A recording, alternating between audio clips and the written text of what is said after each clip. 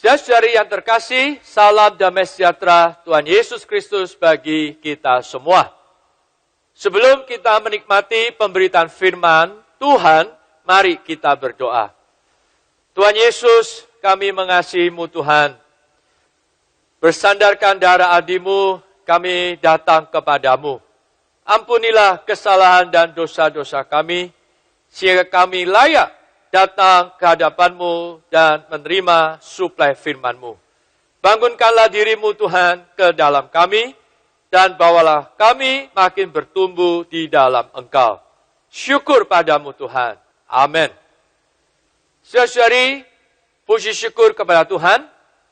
Kita menikmati kitab Kisah Para Rasul, yang mana mewahyukan bahwa Kristus yang telah bangkit di dalam kenaikannya terus berkembang biak.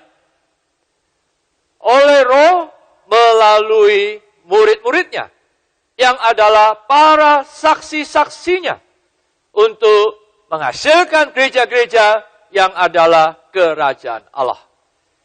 Di awal pasal 2 kita telah melihat terjadi pencurahan Roh Kudus di hari Pentakosta. Setelah murid-murid Tuhan menerima pencurahan Roh Kudus, maka Petrus bersama dengan 11 murid yang lain, mereka dengan berani, dengan kuasa, memberitakan Injil kepada banyak orang. Pada saat itu, Petrus melepaskan pemberitaan atau kesaksiannya yang pertama. Di awal pemberitaannya, Petrus menjelaskan pemenuhan roh ekonomikal. Kemudian, Petrus bersaksi tentang Tuhan Yesus. Di dalam kesaksiannya, Petrus menyebut 4 butir utama atas Tuhan Yesus, yaitu di aspek pekerjaannya, kematiannya, kebangkitannya, dan kenaikannya. Pertama-tama di aspek pekerjaannya, ini adalah pernyataan Allah tentang Tuhan Yesus. Seperti yang dikatakan di Kisah Para Rasul pasal 2 ayat 22, bahwa Yesus dari Nazaret, seorang yang telah ditentukan Allah dan yang dinyatakan kepadamu. Sesuai kata dinyatakan dalam bahasa Yunani, ini mengandung arti ditunjuk, diperlihatkan, atau dipamerkan. Yaitu bahwa Tuhan Yesus dibuktikan dengan penunjukan dan karenanya diakui oleh Allah. Ini menjelaskan kepada kita bahwa pekerjaan Tuhan Yesus di atas bumi adalah suatu pameran atas fakta bahwa apa yang Tuhan kerjakan, dikerjakan melalui Allah. Di dalam benak Petrus, bahwa Tuhan Yesus telah teruji, terbukti, dan disetujui oleh Allah. Butir kedua, yaitu tentang kematian Tuhan Yesus. Di ayat 23, kematian Tuhan Yesus ini disebut bahwa Tuhan Yesus diserahkan Allah menurut maksud dan rencananya atau pengenalan dininya. Ini berarti bahwa kematian Tuhan Yesus adalah menurut penetapan dan pengenalan Allah sebelumnya. Saudara-saudari, kematian Tuhan Yesus bukan sebuah peristiwa kebetulan.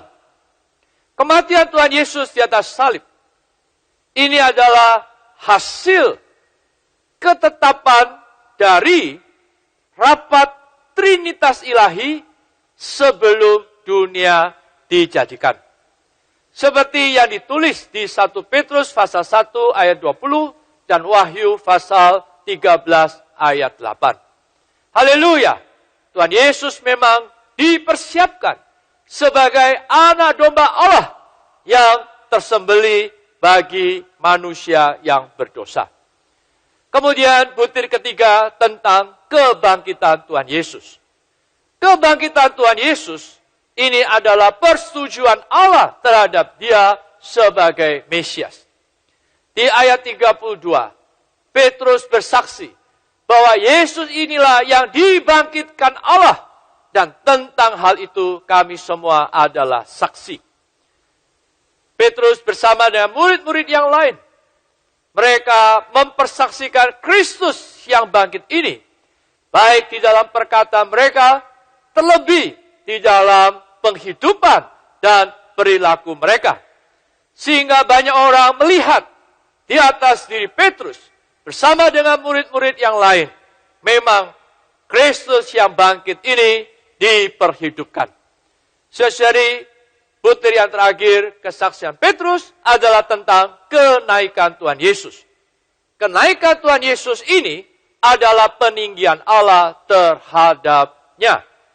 Di ayat 33 sampai ayat 36, di sana Petrus bersaksi bahwa seluruh kaum Israel harus tahu dengan pasti bahwa Allah telah membuat Yesus yang kamu salibkan itu menjadi Tuhan dan Kristus.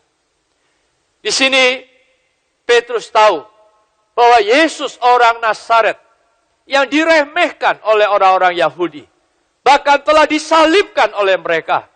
Sekarang Yesus yang demikian telah bangkit, bahkan telah naik ke surga.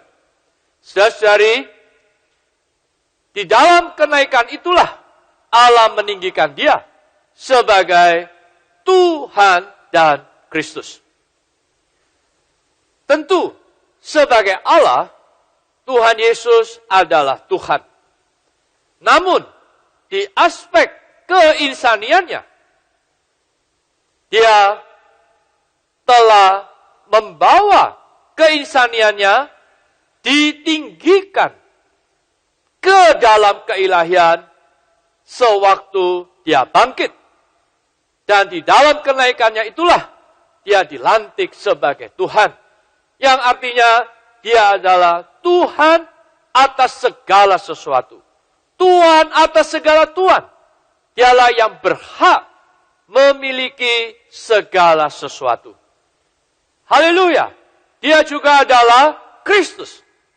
Kristus berarti yang diurapi, yang diutus. Tentu, sewaktu Yesus lahir, Dia adalah Kristus. Namun di dalam kenaikannya, Dia secara resmi dilantik sebagai Kristus. Karena Dia mengemban amanat untuk terus menanggulangi, menumpas musuh-musuhnya, sampai Dia benar-benar menjadi Raja di dalam kerajaan universal Allah. Saudari, dari contoh ini membuktikan bahwa untuk penyebarluasan kerajaan Allah di dalam ministry surgawi Kristus, Dia memerlukan saksi-saksi Kristus yang hidup. Saksi-saksi Kristus ini bukan orang-orang yang pandai berkhotbah, tetapi mereka adalah orang yang dipenuhi oleh Roh. Mereka dengan kuasa mempersaksikan Kristus yang hidup di atas diri mereka. Dan melalui kesaksian ini, maka ada penyebarluasan, pengembangbiakan Kristus yang bangkit di dalam kenaikannya. Syukur pada Tuhan, semoga Tuhan dapatkan kita sebagai saksi-saksinya. Saudara-saudari yang terkasih, setelah Petrus bersaksi tentang Tuhan Yesus, di aspek pekerjaannya, kematiannya, kebangkitannya, dan kenaikannya, maka Petrus melanjutkan dari ayat 37 sampai 41, yaitu mendorong orang-orang yang digerakkan oleh Roh itu untuk bertobat, dibaptis, dan diselamatkan.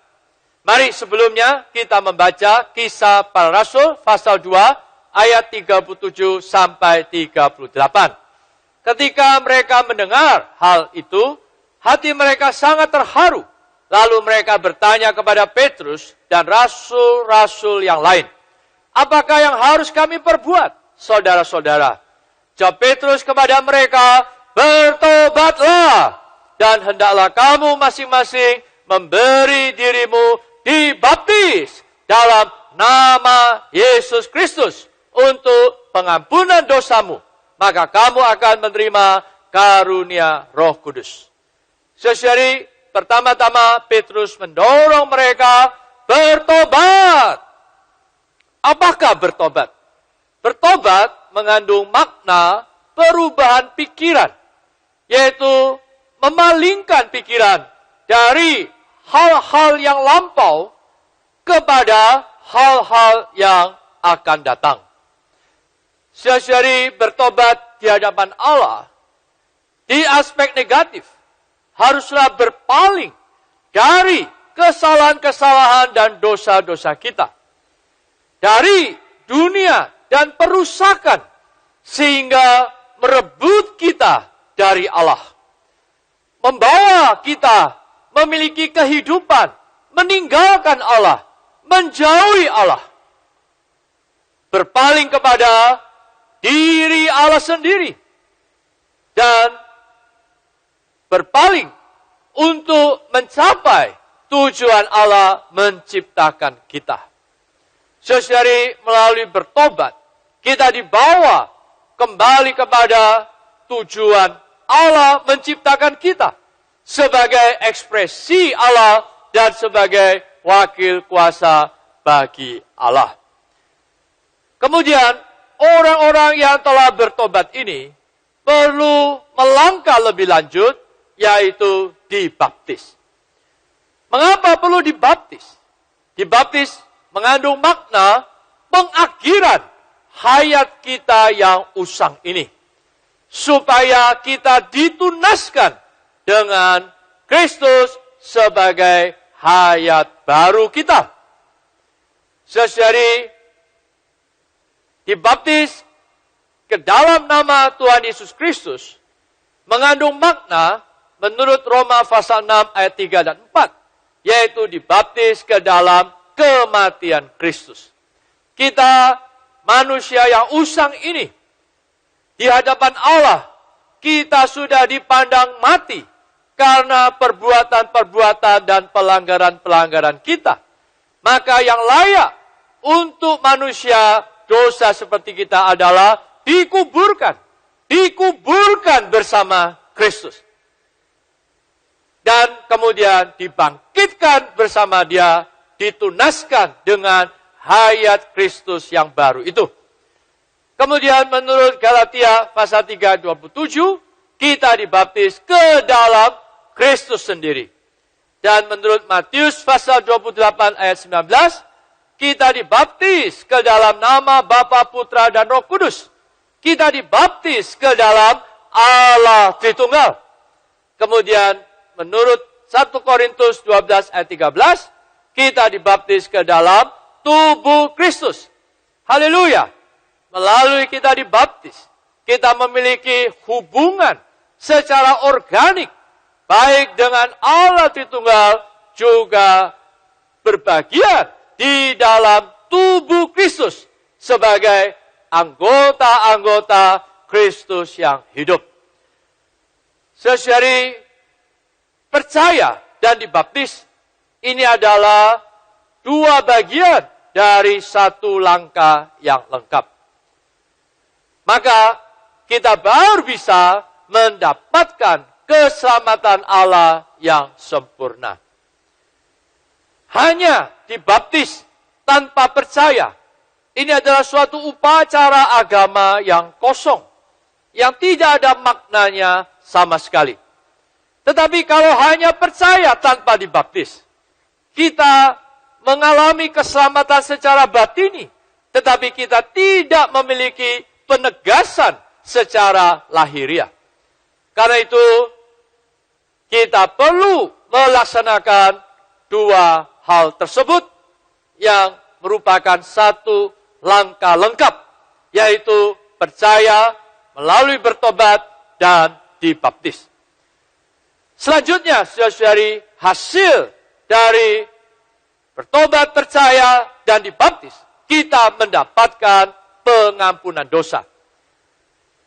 Pengampunan dosa ini adalah berkat dari keselamatan Allah bagi kita orang yang berdosa. Haleluya. Melalui pengampunan dosa, kita baru layak datang kepada Allah. Aspek positif dari bertobat dan dibaptis, kita mendapatkan karunia Roh Kudus. Saudari, karunia Roh Kudus mengandung makna bahwa Roh Kudus adalah satu-satunya karunia yang Allah berikan kepada kita, yang pada akhirnya membawa kita memiliki karunia-karunia yang lain. Seperti yang disebut di Roma 12, 1 Korintus 12, dan 1 Petrus pasal 4. Sesungguhnya Roh Kudus ini adalah roh itu yang dihembuskan oleh Tuhan Yesus pada malam kebangkitannya, dan roh kuasa yang dicurahkan pada hari Pentakosta. Ini adalah berkat al-muhid dari Injil Allah yang penuh. Supaya melalui roh yang limpah lengkap ini, kita boleh menikmati segala kekayaan Allah Tritunggal. Karena itu di ayat ke-40, Petrus dengan tegas berkata kepada ribuan orang di hari Pentakosta, berilah dirimu diselamatkan dari angkatan yang jahat ini. Saudari, kata berilah dirimu mengandung makna aktif. Diselamatkan mengandung makna pasif. Kita mengalami keselamatan dengan aktif pasif. Artinya kita perlu secara aktif memberi diri kita kepada Allah. Sedangkan keselamatan yang Allah sediakan, ini adalah keselamatan yang Allah kerjakan. Allah telah menyediakan keselamatan yang lengkap melalui proses yang dia lewati. Inkarnasi, hidup insani, mati tersalib, bangkit, naik, bahkan mencurahkan roh kuasa. Saudari, manusianya perlu secara aktif memberikan dirinya untuk diselamatkan melalui bertobat, percaya, dan dibaptiskan. Lalu di sini Petrus memberi satu keterangan, yaitu diselamatkan dari angkatan yang jahat ini. Saudari, sesungguhnya diselamatkan juga mengandung makna diselamatkan dari penghukuman Allah dan kebinasaan kekal Allah. Namun di sini diselamatkan dari angkatan yang jahat, ini berarti diselamatkan dari angkatan orang-orang Yahudi yang sesat, yang menolak Kristus. Di Galatia pasal 1 ayat 4, ini disebut adalah dunia yang jahat. Maka kita diselamatkan dari angkatan ini kepada angkatan yang baru, yaitu gereja. Haleluya. Karena itu setelah kita dibaptiskan, saudari, kita perlu menempuh hidup gereja. Inilah kehidupan orang Kristen yang normal. Sekalipun kita banyak pembatasan karena pandemi ini, tetapi kita tidak boleh hidup secara individu. Mari kita terus-menerus terhubung satu dengan yang lain melalui teknologi komunikasi. Dengan demikian kita bersama-sama terjaga, terselamatkan di dalam hidup gereja. Maka pada ayat ke-41, hasil dari kesaksian Petrus dan dorongannya, maka ada 3.000 jiwa yang dibaptiskan. Mulia bagi Tuhan. Saudara-saudari yang terkasih, sebelumnya kita telah melihat bagaimana Petrus bersaksi tentang Tuhan Yesus dan mendorong orang-orang yang digerakkan oleh Roh itu untuk bertobat, dibaptis, dan diselamatkan. Puji Tuhan, pada hari itu akhirnya ada 3.000 orang yang percaya Tuhan Yesus dan dibaptiskan. Lalu bagaimana dengan kita saat ini? Saudara-saudari, sama seperti Tuhan bisa memakai Petrus bersama dengan murid-muridnya yang lain untuk menyebarluaskan kerajaan Allah. Tuhan juga mau memakai kita semua, memakai Anda dan saya sebagai saksi-saksi Kristus untuk memperluaskan kerajaan Allah. Maka inilah saatnya kita menggunakan kesempatan dan waktu ini memimpin orang kepada Tuhan. Mari kita membaca Roma pasal 10 ayat 14. Tetapi bagaimana mereka dapat berseru kepadanya jika mereka tidak percaya kepada Dia? Bagaimana mereka dapat percaya kepada Dia jika mereka tidak mendengar tentang Dia? Bagaimana mereka mendengar tentang Dia jika tidak ada yang memberitakannya? Saudari, dengan kata lain, kalau kita memberitakan Tuhan Yesus, mempersaksikan Tuhan Yesus, maka baru ada orang yang mendengar tentang Tuhan Yesus. Dan dari antara orang-orang yang mendengar tentang Tuhan Yesus, baru ada kemungkinan orang mau percaya kepada Tuhan Yesus dan berseru kepada nama Tuhan. Demikianlah mereka ada kesempatan untuk bertobat, percaya Tuhan, dibaptiskan dan diselamatkan. Tuhan Yesus pernah berkata di Yohanes pasal 4 ayat 35 sampai 36. Yaitu lihatlah di sekelilingmu dan pandanglah ladang-ladang yang sudah menguning dan matang untuk dituai. Saudari, inilah saatnya kita harus memandang sekeliling kita. Betapa ladang sudah menguning dan matang untuk kita tuai. Bagaimana Tuhan bisa mengutus kita supaya kita pergi menuai tuaiannya. Jalan yang pertama adalah berdoa. Melalui berdoa, Allah baru bisa bekerja di dalam kita dan melalui kita. Melalui berdoa, kita dibawa masuk berbagian di dalam ministry surgawinya. Karena itu, saudari, di hari-hari ke depan ini, marilah kita meluangkan waktu-waktu kita untuk berdoa, datang ke hadapan Allah untuk orang. Di dalam doa demikianlah baru kita memiliki beban kasih kepada jiwa-jiwa tersebut. Di dalam doa kita baru bisa merasakan kepentingan Allah hari ini. Di dalam doa pertama-tama kita perlu memohon kepada Allah untuk mendapatkan jiwa-jiwa. Kita perlu meminta jiwa-jiwa ini kepada Allah. Dan di dalam doa, kita perlu menggunakan kuasa untuk mengikat orang kuat itu. Baik doa pribadi dan terlebih doa korporat. Kita boleh memohon kepada Allah dengan kuasanya mengikat si orang kuat itu. Karena memimpin orang kepada Tuhan bukanlah peperangan melawan darah dan daging. Tetapi ini adalah peperangan melawan penguasa-penguasa angkasa yang jahat itu. Dengan doa kuasa, saudara-saudari, kita boleh mengikat si orang kuat itu, penguasa yang jahat itu, dan melepaskan orang-orang dosa dari kuasa kegelapan. Di dalam doa kita juga perlu belajar membentangkan orang-orang satu persatu di hadapan Allah. Kita perlu menyebut nama satu persatu di hadapan Allah.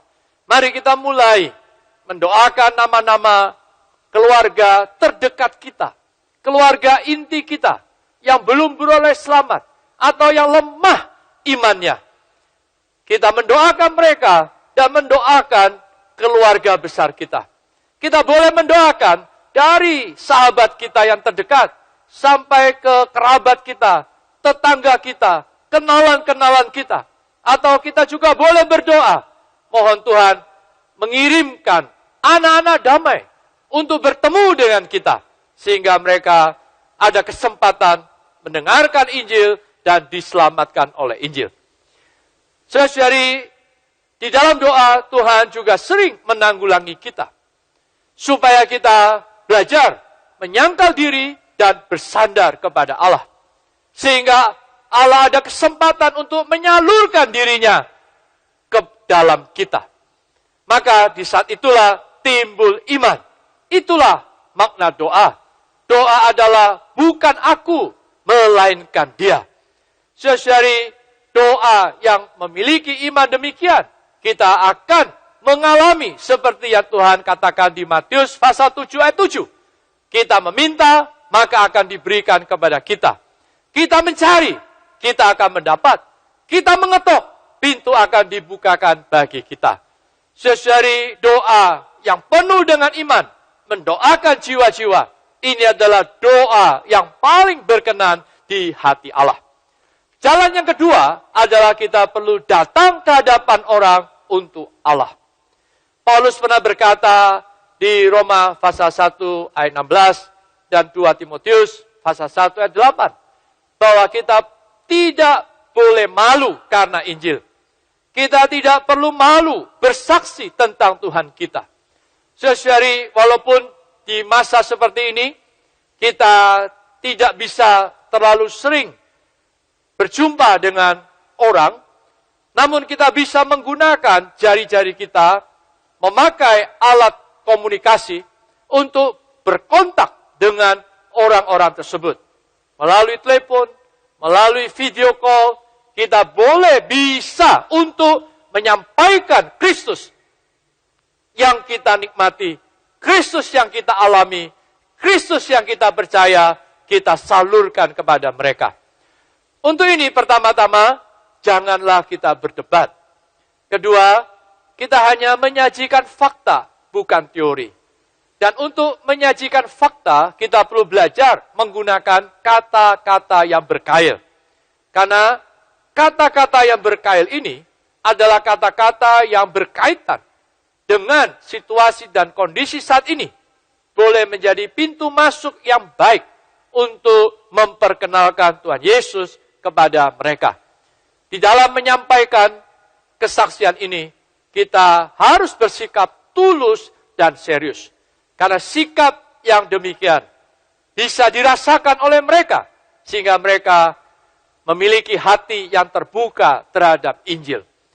Di dalam proses ini kita harus sering berdoa, mohon Allah memberi kesempatan kepada kita untuk berbicara dan berkontak dengan orang lain. Baik atau tidak baik waktunya, saudari, mari kita membicarakan Kristus. Kita salurkan Kristus, perkenalkan Kristus kepada mereka. Di dalam proses ini, mungkin kita akan mengalami juga ditolak orang. Kita akan merasakan kecewa dan putus asa. Tetapi saudari belajar, kita mau terus menyelidiki dengan cermat bagaimana mengontaki orang demi orang. Karena setiap orang memiliki kondisi, situasi yang berbeda-beda. Dengan kita terus belajar, tanpa menyerah, tanpa kecewa dan putus asa, maka saudari, kita boleh makin terampil, kita boleh makin berani, dan Tuhan pasti bisa memakai kita bagi Injilnya, bagi penyebar luasan kerajaannya. Semoga firman Tuhan yang disampaikan saat ini menguatkan kita, mendorong kita bersama-sama hidup bagi kesaksian Tuhan. Kiranya kasih karunia Tuhan Yesus Kristus menguatkan kita, menyertai roh kita. Amin.